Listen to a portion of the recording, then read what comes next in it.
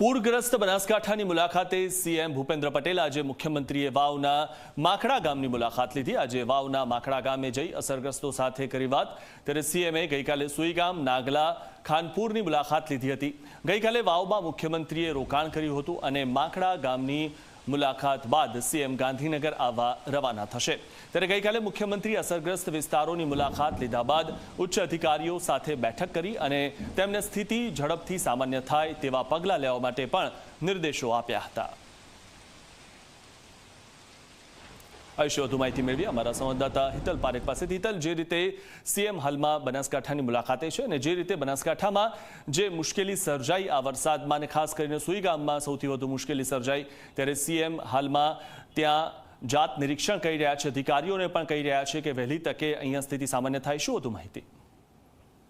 ચોક્કસ જે પ્રકારે બનાસકાંઠા અને ખાસ કરીને સુઈગામમાં ભારે વરસાદના કારણે જે પરિસ્થિતિ સર્જાઈ એ ફરી પાછું બનાસકાંઠા રાબેતા મુજબ થાય અને તમામ ગામોમાં કનેક્ટિવિટી એ લાઇટની હોય, પાણીની હોય કે અન્ય જે પણ સમસ્યા ભારે વરસાદના કારણે ઊભી થઈ છે એ રાબેતા મુજબ થાય એ માટે મુખ્યમંત્રીએ રાતવાસો કર્યો છે અને સ્થાનિક લોકો સાથે પણ તેઓએ ચર્ચા વિચારણા કરી હતી। સાથે પ્રશાસન સાથે પણ ચર્ચા વિચારણા કરીને પ્રશાસનને સ્પષ્ટ શબ્દોમાં આદેશ આપ્યા હતા કે બને એટલું ત્વરિત રીતે બનાસકાંઠા અને સુઈગામ રાબેતા મુજબ થાય એ દિશામાં તેઓએ પગલાં ભરવાના છે। વીજળીના પોલ ઊભા કરવાની વાત હોય કે વીજળી પુનઃસ્થાપિત કરવાની વાત હોય, આ તમામ વસ્તુઓમાં ધ્યાન રાખવાનું છે। પાણીનો નિકાલ ઝડપથી થઈ શકે એ માટેની કામગીરી કરવાની છે અને પાણીના નિકાલ પછી કોઈ જાતનો રોગચાળો સ્થાનિક કક્ષાએ ન ફાટી નીકળે એટલા માટે આરોગ્ય અધિકારીઓ સાથે પણ તેઓએ બેઠક કરી હોવાની જાણકારી મળી રહી છે। એટલે ક્યાંક ને ક્યાંક બનાસકાંઠા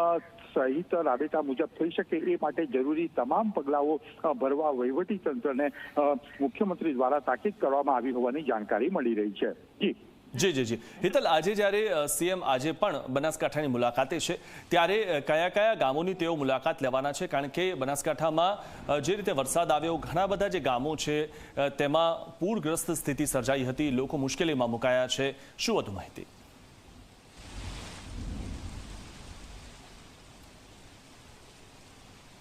જી હિતલ, તમામ ગામોની મુલાકાત મુખ્યમંત્રી દ્વારા લેવામાં આવશે, આ પ્રકારની વિગતો અત્યારે મળી રહી છે। સ્વાભાવિક છે કે જે ગામો કટ ઓફ થયા છે અને ફરી પાછા રાબેતા મુજબ જોડાય એ માટે જે મહત્વના ગામો છે, સ્થાનિક પ્રશાસન દ્વારા જે ગામો સૌથી વધારે અસરગ્રસ્ત છે એનું લિસ્ટ મુખ્યમંત્રીને આપવામાં આવ્યું છે અને એ તમામ ગામોની મુખ્યમંત્રી દ્વારા મુલાકાત લેવામાં આવશે।